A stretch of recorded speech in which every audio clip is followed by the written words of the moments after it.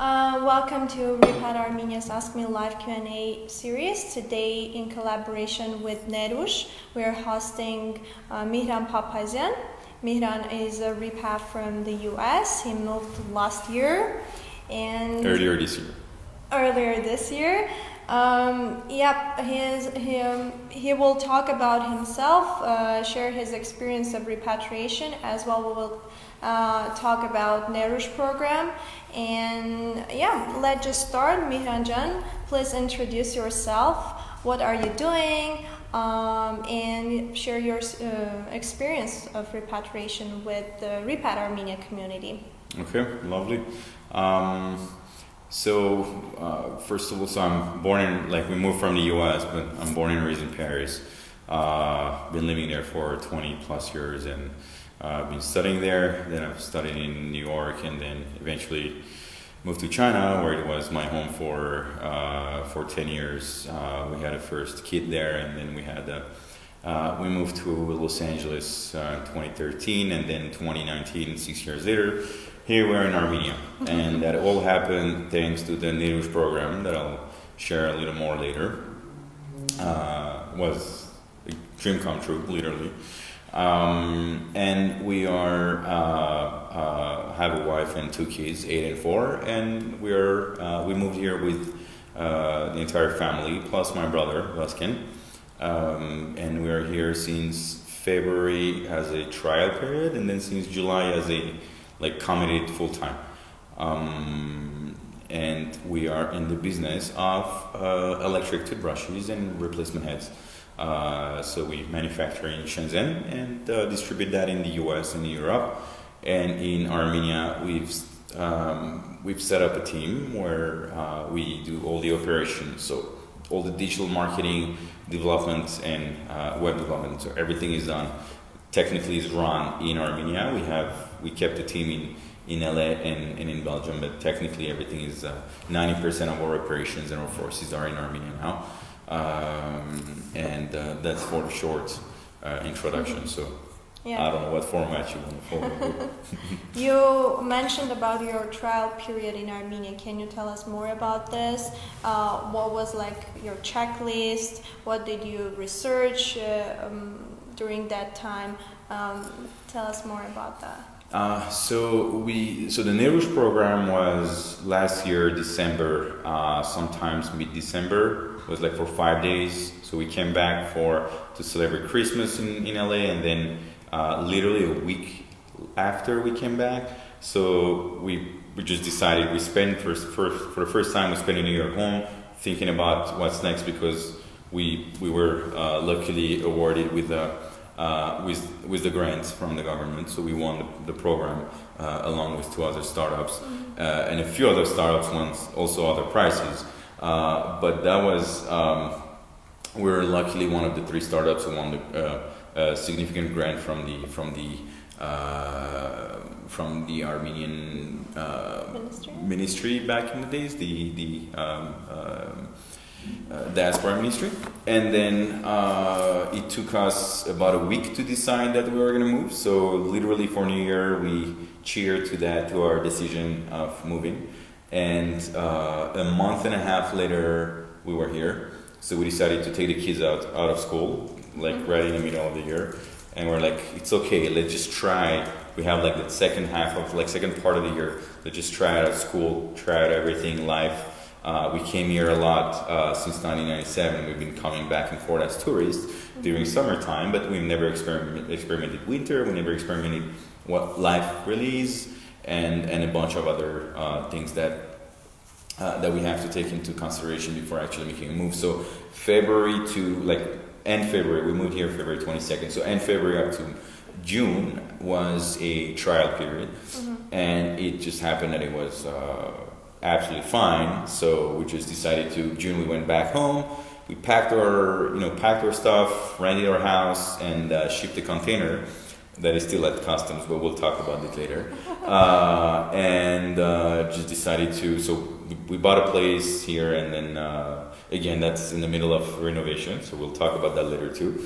And that's it. We're now here for We said we'll reevaluate every year, but the long like it's like 3 to 5 years as a plan that is like as a stable plan. I think for sure we'll have a home and we'll be here for, and eventually we'll die here. But I think that in the middle, like I don't know if I'll be staying full time for the next 50 years if I have 50 years in front of me. But we are here for now. We are here. We like it, and there are a lot of pros and cons. But I think the pros outweigh the cons, so we're definitely here for the long run. Great. So everyone who's watching, you can ask your questions, and Mihran and maybe I from Repat Armenia will answer them. So Mihran, let's talk. You mentioned Nerush. Nerush was the inspiration and the motivation behind your repatriation, we can say partially. Can you talk about the program? How did you learn about it? What it gave you, and what was its impact on your project? Right. So I mean, just to highlight, I'm not an expert on Armenia or moving to Armenia or doing anything in Armenia. I'm not. I'm just in the middle of the process, so I can certainly answer any questions that are like for anyone who want to repatriate. I'll probably have fresh answers as much as I can. So this is like only my own experience. I'm not an expert in repatriating. But anyway, so Neruj was. So we always said with Tamar that we were gonna. First, it was like we'll retire in Armenia, and that's the model that has been very popular among the older generation. Now they're like they get their retirement and then they spend more time in Armenia because it's great and it's cheaper. That's and whichever is is more important, but I mean is more decisive, but. I think all in all, there is a huge repatriation vibe, and then there is, so we went from retirement plan to, okay, we'll spend, when our kids are like 12, 15, when it will be like time for the youth and top age, we'll come here, so they'll stay, in track and stuff. And then we went from that to, sure, we'll move in a week. So, I think like I wrote before, it's like once you move, it's really not something that is like how can I put that? It's not like it's not like moving to complete foreign countries where you don't know anything about that country. And I'm talking as an Armenian, as a diaspora Armenian. Okay, things are different. There is some difference in the mentality. There's some difference in the rules, in a lot of things. But still, you are among your own, people, and you're among your own person that have the same, nose size and the same hair type and the same like it's your roots. So that makes it easy. If you have expectations, well, you're screwed. Don't move. It's super simple. Whatever you do, if you have high expectations, you'll fail epically. I think that having moved for already quite several times across different continents helped. When we first moved, in Shenzhen, we had a better life and as a couple, and then with a kid and stuff. And same thing, we've seen a lot of repats that are like complaining that they don't have they don't have this, they don't have that, etc. So you're always looking to get your own habits and your own stuff back where you repatriated, but guess what? It's a different country, so there are some trade-offs. If you have expectations that you're gonna have your, the products from that grocery shopping, that you're gonna have that, the rules and the service from that restaurant, and then the bread from Paris and whatever, it's not gonna work. So they're definitely come with, wipe everything out and just make the move.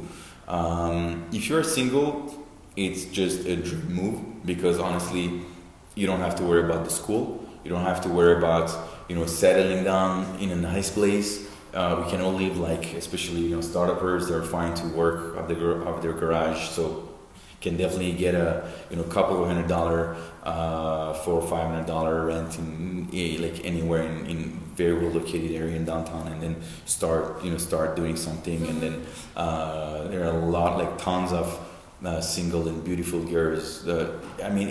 As a single person, I think it's a no-brainer. If you don't have any like heavy liabilities or anything heavy that is restraining you from coming, just make the move.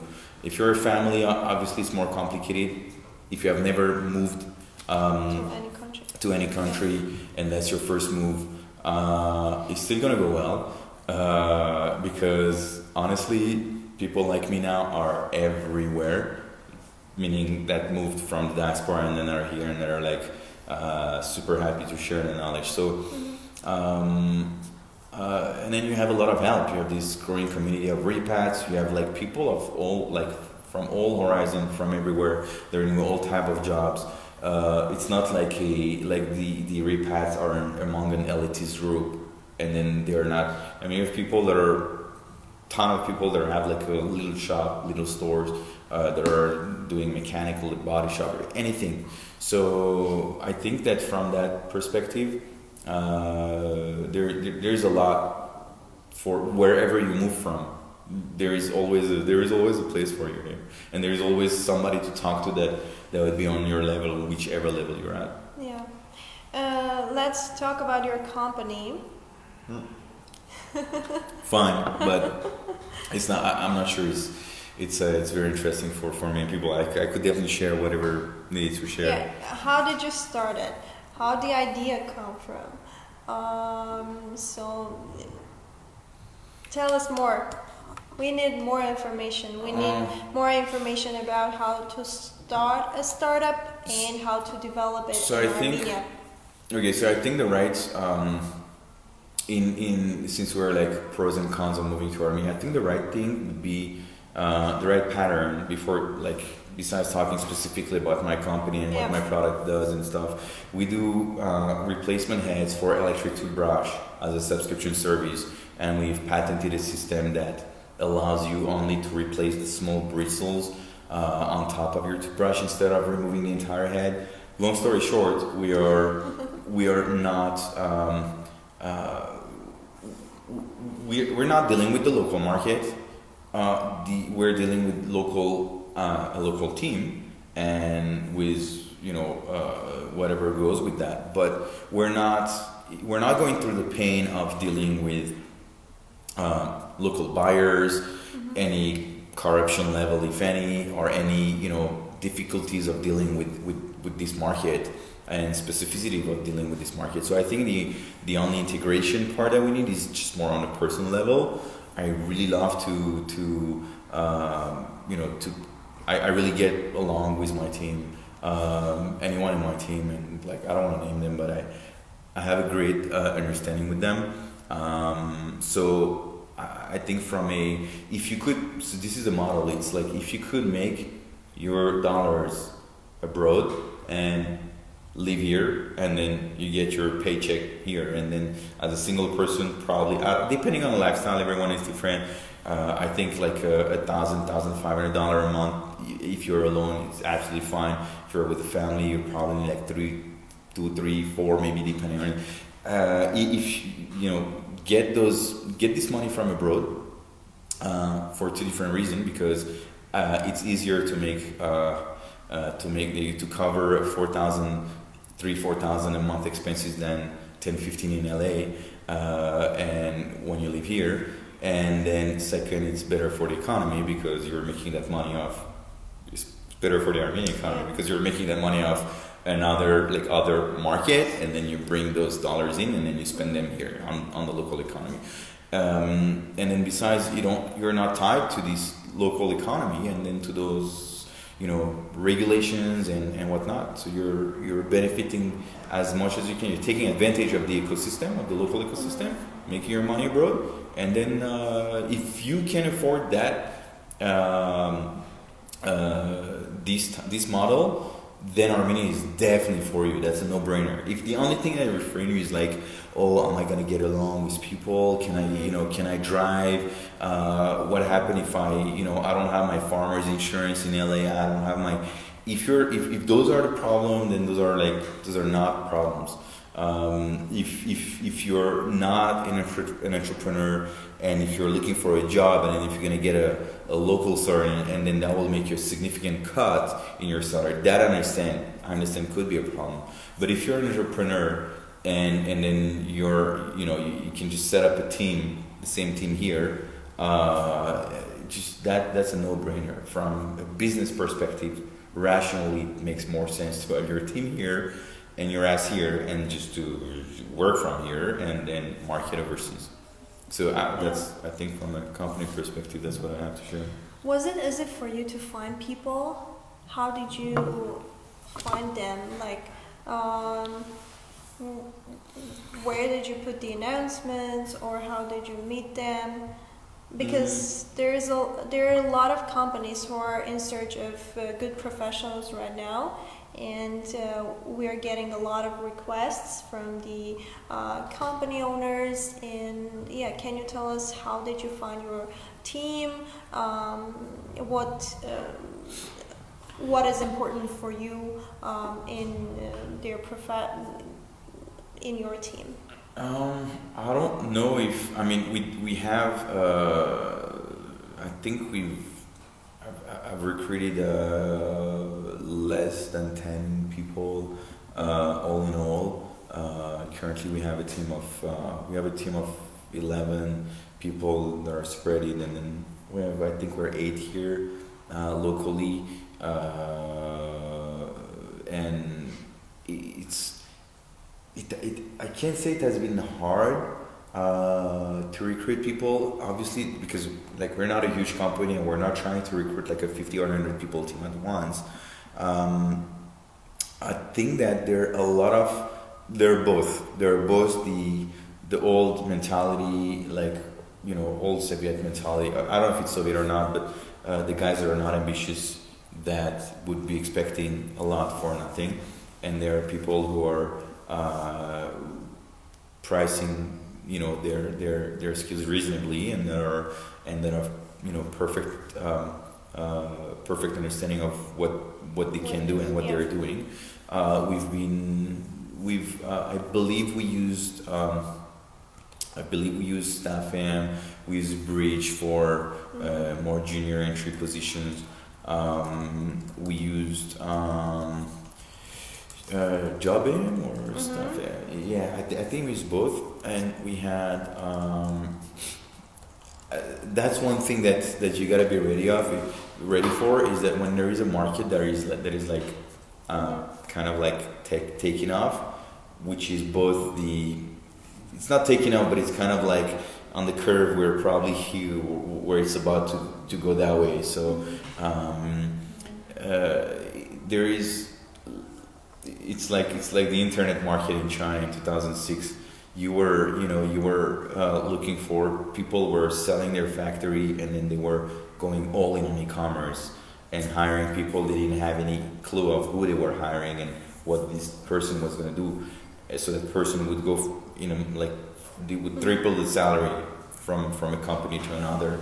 I don't think it's that bad here, but I think there's still huge market disparities, because you'll be interviewing people who are absolutely not knowledgeable and who will be asking twice as much as somebody who is knowledgeable. So I think if you duly make your interviews, and I didn't have too hard, it wasn't that hard for me to find people. I think it's, especially if you have a story and if you have something to bring, between wherever you come from, South America, US, wherever you come from, and that's an interesting, there is a path, there is something that's interesting. I think it's a normal thing for any person to embrace that. I think it's more on the responsibility level, on how much are we trusting that person to do something? Yeah.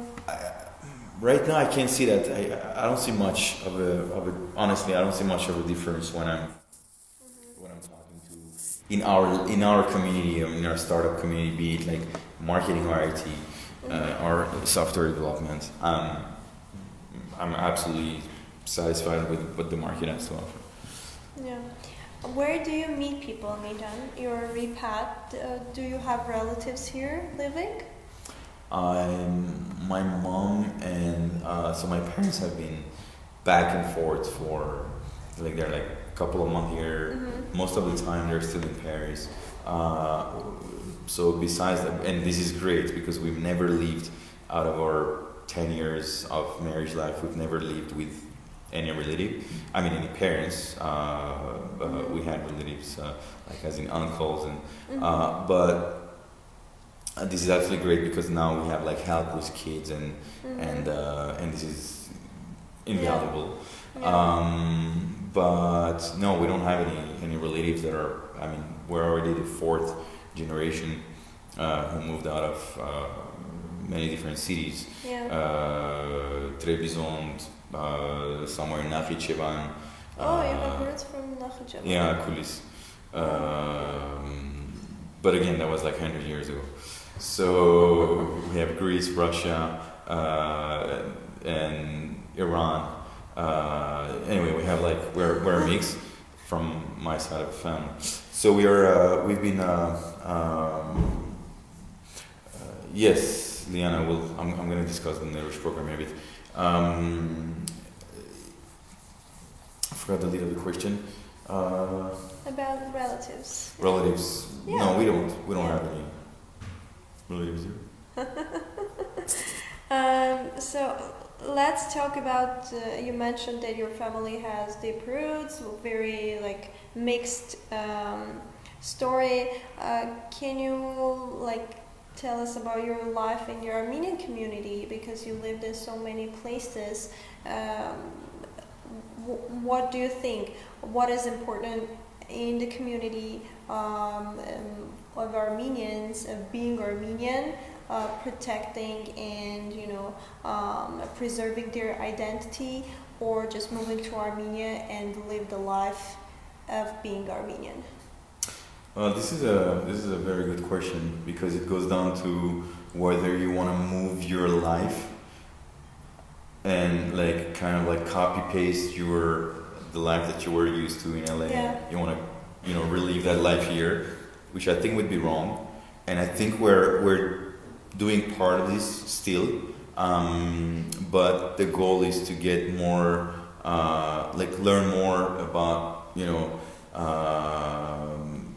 mingle more with locals who know their way on anything. We just came back from a camping trip in some like very remote place, Tasech, and that was awesome. Having like some like social time, dinner, drinks, and whatnot with local startup, I really value that because I can learn as much that I can share, and I think this is absolutely awesome. So I think I have both obviously like repat friends, but I value as much, if not more, my time with locals. But it's not like I'm not trying to make a difference. I don't know. School has been a hard situation, figuring out which school go very local so that your kid grow is not different from a local. It's not like in 20 years he's not like looking like a repat, but more looking like a person who was actually educated in Armenia. Right now we are copy pasting the LA lifestyle with school, so that's not a really good example. That's what I was saying, part of it, but I think that's for a smoother landing for the kids. Eventually, more importantly is to be here. Obviously, like the first reason was business with Nerush. That was the catalyst, and I'm going to talk about Nerush in a bit. But the after you do that, well, let's learn more about the culture a little more than the few stories that you learn when you're a kid, a little more than the few revolutionary songs that you'll sing at all the jamborees, and a little more than all these, you know, the few times a year that you go to. I don't know. It's just like, and I'm trying, but I think this is not something that you gotta try hard. It's like just, you know, make your, like, if you're embracing it, I think it will, you know, will come with the flow. Yeah. So Lana Simonian says you are one of the winners of Nerush program. Will you tell us a little bit about the program? We've Yes. already like kind of talked about the program, but tell us about the process, how you get involved with the program, what it really gave you, and you also presented your startup during WCIT 2019 conference. So tell us more about its impact and yeah. So that was the first edition of Nerush last year, and I think we can do much better at communicating that event, and I know that it's in the process right now, because last year I've learned about that program completely randomly. Oh, okay. Somebody is actually my godfather, Michel Davoudian. He just forwarded me an email and he's like, hey, look, you know, you can apply. There's a startup competition. And I passed that email first because, you know, you get like tons of those emails that are like, apply, startup pitch, startup competition and stuff. I think I heard that somebody else's from LA was applying or heard about that program, and then I recalled that email, I searched it, I'm like, all right, let me, you know, just shoot an application. I filed for it. I think it was in October, whenever that was. Few hundreds application. They selected 70. That was the first edition. I don't know if that's going to be the same format. I think it's going to differ a little bit. And then for 70 people, we were invited in the Dilijan UWC. Gorgeous complex. We were there for 4 days, I think, and it was a mix of, you know, keynote speaking, presentation, pitching your startup. So it started last year. The format was like we were separated in different industries, e-commerce, health, etc., etc. And then I think we were like 10 or 15, I think, per category. And then there was that small. So there was like classroom format. Mentoring, teaching and stuff, and then at the end of that 2-3 days we had that small preliminary round in the classroom where we were there was a jury of I think 3-4 different people, so we were pitching that in the classroom, and then in one of the classroom, and then I think they selected a few of them from each pool to go in the final, and then the final where the final startups were presenting on the big stage. And then they selected a few of those final pool to give to attribute different grades. I think, I mean, I don't have much to say about for a first edition of a program. It was absolutely awesome in terms of organization, of timing, even the people that they got to align, even the I've sent a feedback, like a checklist of feedback of stuff to so I already gave my 2 cents on what we could improve, but all in all I think it's a great program to you know, to incentivize foreign startups to move, you know, to relocate here. We wouldn't be in Armenia shouldn't we had one this prize. It means a lot. It's the first time that we have outside investment in a startup, and it comes from your own your own government. It's absolutely amazing. So I don't know. Can I answer like specific questions about the program and about the new applicants on the program? What should they consider most before applying? Garenjan, are you referring to once you submit the form, or what what should we consider before applying in case you win and before you move, or to organize a trip, or what is it that I'm not sure what the question is for, but I think submit a solid application, spend hours and days on that application. Take it very seriously, because I think this year is going to be like more prizes and more startups that are going to be awarded that prize, and if that can be a catalyst for you to be like, sure, I'll move to Armenia because they'll cover at least my 6 month. They'll give me a 6 month runaway to cover my cost and to hire 2-3 people. I'll do it. So take it very seriously. I can't recall what are the application, like what are the question and what the form looks like. Mm-hmm. I haven't applied for this round. I forwarded the program to quite some friends that I had in mind that should apply. Mm-hmm. But that's to answer Karen's question. Any other specific questions that you think we should cover about Nerush?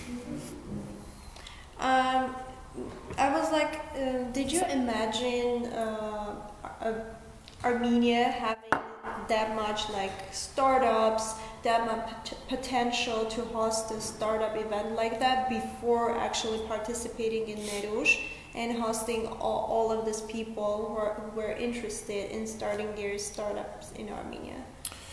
I don't think that the amount of startups were was just like impressive. It's great, but I don't think it's impressive to be able to gather 70 startup. 70? That's what, we were 70, and I believe that it was like half and half between local startups and.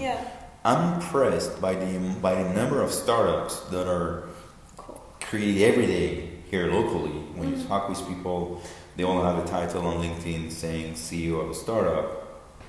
It's not their full-time job. They have a full-time job, but they have a project or a startup that they're working on. And this is impressive because like ideas are buzzing everywhere, and it's a country of where people they never stop creating and having idea. So I'm impressed by that. I'll be impressed when we bring we'll have an event and we'll bring like 1,500 startups, and then we'll get like 300 of them to repack instead of 3. But the whole program is impressive. The initiative and the whole thing is impressive. Again, for a first, for a first edition, I think it's very impressive. But startups events, we have a lot in Armenia. They're all over. The WCIT was a pretty big thing and first for Armenia. Oftentimes you'll meet the same people at the morning startup event, and then if at night there is another happy hour. It's a small city with a small community, a few thousands or tens of thousands of people, but it's at the end of the day, there are very interesting people to meet from all type of horizon in that startup community. Shant Magridichian asks, any suggestions for people applying who are still in the idea stage? Is there something specific we should focus on in our application? Again, last year we had a lot of different stages. So hi Sean, we had a lot of different stages from people who were at idea stage, people who released an MVP, people who launched, and then people who were post generating revenue. And one of my suggestions was in my feedback sheet, there was to section that, because it's not fair for people making a few $100,000 of revenue to compete with people who are just putting an idea on a slide, on a few slides. So suggestions for people, I would say apply. Put a maximum effort in your application because idea stage, meaning that you don't have a clear a clear pitch and a clear presentation. You'll have obviously the 5 days time to fine tune your presentation, but not to build it. I think if you're on an idea stage, if you can get an MVP by then, which you should be able to get an MVP, everyone has a different sense of what an MVP is, especially if you're involved with hardware. That may take a while, but already you could have, even with hardware, you could have like some market validations. You could have some proof of concept to market validate that the idea at would do or what. If you are on idea stage right now, we're in mid-October, like in 2 months from now, you should definitely have some market validations. You should have a strong pitch. You should have your 10-pager deck with no text. Just learn your script, practice 50 times in front of your mirror, and then the only thing that you're going to be doing while you're at Nerouge is fine-tuning that, is tweaking it, is not building it. If you're on an idea stage and you're working full-time somewhere else, and I don't know, I can only encourage you to spend your nights and weekend on it. Clock in 20 hours a week if you can, to make that idea stage come to the next stage, so you have more chances to win. Yeah. Lilith Movsisyan asks in Russian, so I will translate it for you. Thank you. Hello Lilith, she says, can you please tell me what are the priority directions for startups? What is it? Like, what are the priorities in selection, maybe? So the grant was, there were three startups who won a grant. One was from the Netherlands, 2 were from California, from Los Angeles. Yeah. Okay. Story Year is from Amsterdam, I believe. Groove and Brechette, we are from Los Angeles. Mm-hmm. So I don't think there is focused on any specific country. Mm-hmm. Obviously, it's given to startups who've been living overseas. From a fiscal, from a tax perspective, I believe you're a repat after 5 years living overseas. So if you've been, living for 6 months or studying for a year and applying, I don't know. That was a legal thing. I don't know how much would the jury, be willing to bring you back in, even though you should come back at some point. You should get some knowledge, learn, go abroad, make your experience, come back. I don't know if I'm the right person to answer all the Q&A about Nerouge, but what's the Nerouge program coming? What's the coming up program and what's the format? Yeah. I can answer of what process I've been through. I'm not sure I can guide startups in applying. I'll happily review a deck or two and help if that's helpful. But I don't know if I'm not a Nerouge organizer to be able to answer the future, this specific second edition plan. Yeah. Okay. So can I answer any other way Lilith question? Because I'm not sure that I've answered, but I don't know. I mean, we can ask this question this way. What are the fields that applicants should be focused with their startups? So one of the things that we discussed in improving Nerouge 2.0 was, that I've suggested, it was only focus on startups.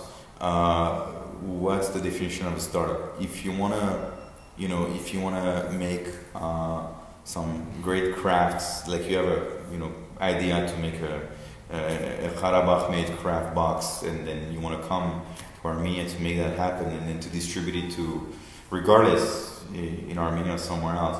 It's great. It's a great idea. Is that a startup? I'm not sure. So if your company does not, there is no one line of code, or you're not using any digital platform to gather certain amount of data digitally, Be it could be an e-commerce project that you're not developing your own, but you're using a Shopify or any existing stuff. But at the end, you have those users' data.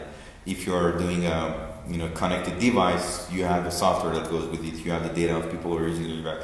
So back to the roots of what a startup is. If you're not able to have data based on any sort of digital applications, you're not a startup. I mean, at least to my eyes. So, like, if you want to open a factory in Armenia, great for you. I don't know, maybe Neruj will do that, but that's not a startup.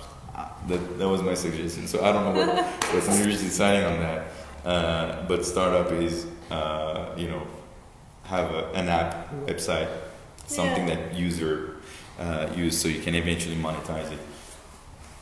Let's talk about Armenian ecosystem of startups. You mentioned that everyone's, like, it's not that you mentioned, but what I see is that everyone is talking about having a startup, being a CEO and founding something.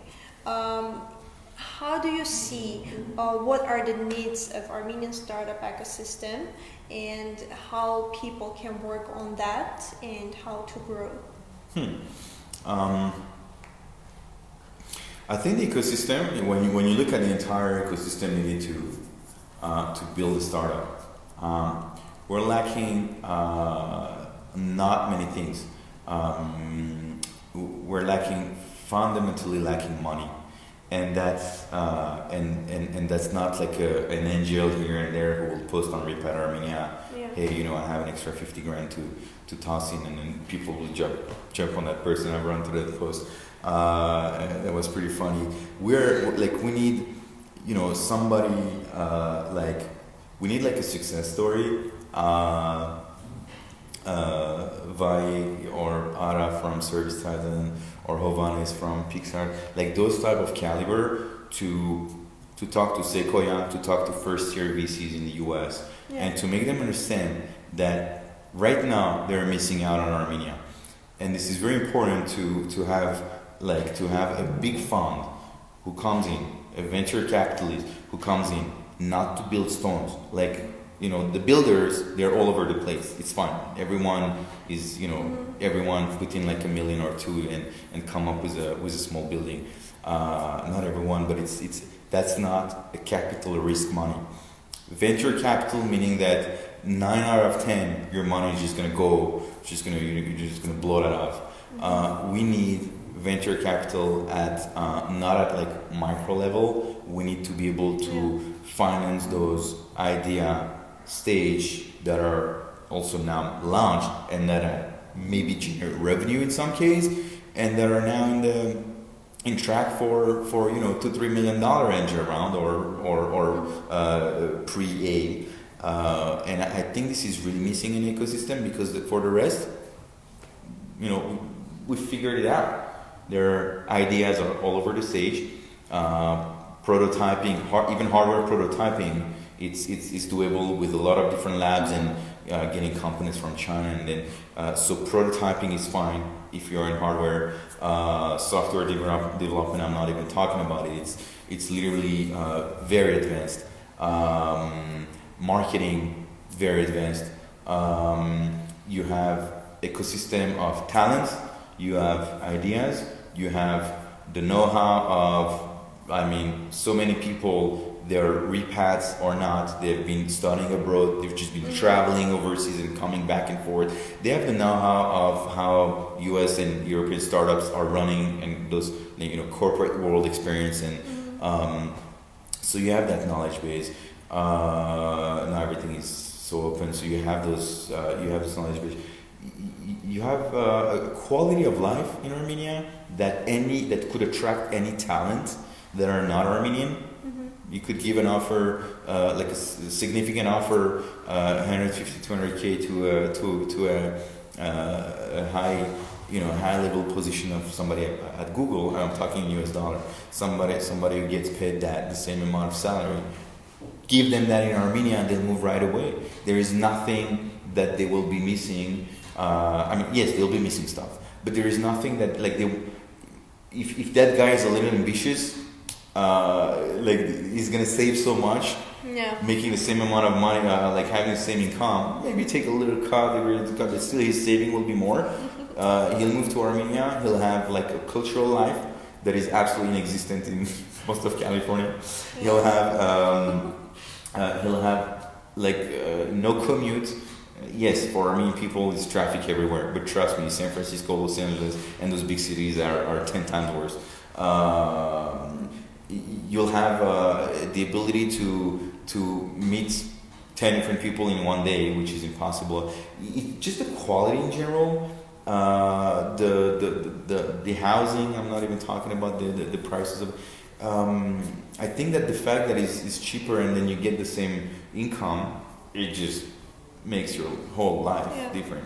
So I think we're really missing venture capitalists who trust our talents here. That's the only missing piece of the equation to make it, fully functioning standalone ecosystem. Because right now we're creating our companies here, and we have to create another company, another branch, or another Delaware C Corp or a Luxembourg company or whatever, and then the IP is flowing out.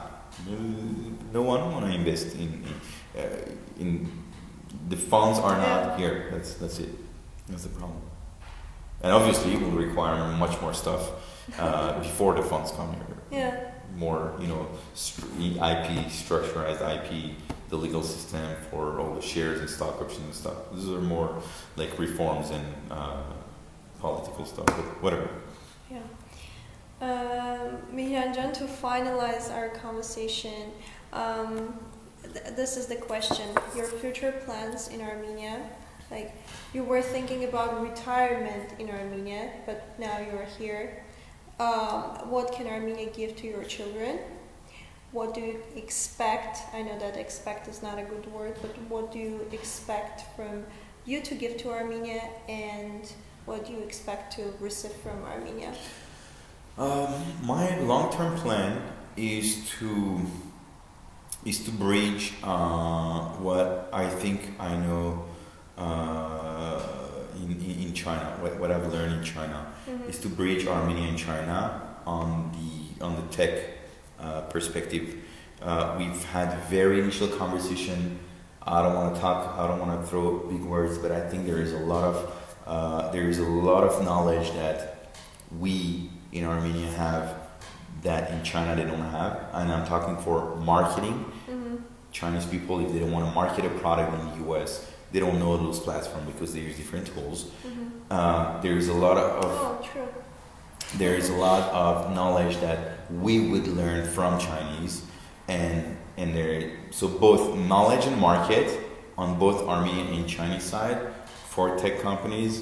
So bridging those two is a long-term goal, and I want to help Armenian startups to go to China, and I want to help Chinese startup to build teams here, to go to markets from here, to make this a hub, and to go to other places.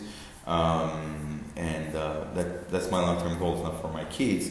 I will always say that would like our coming to Armenia. We think and we hope. I'm not sure we're on the right path right now, but we hope to have that more grassroots education, traditional way, sense of respect, sense of family, stuff that tend to be lost when you leave foreign countries. Does that make sense? Yep. Thank you everyone for joining our Ask Me Live Q&A. Our guest was Mihran Papazian. He's a repat from US. Please join our next Ask Me series and learn more about repatriation. Also contact us at contact@repatarmenia.org. And yeah, see you soon. Bye bye.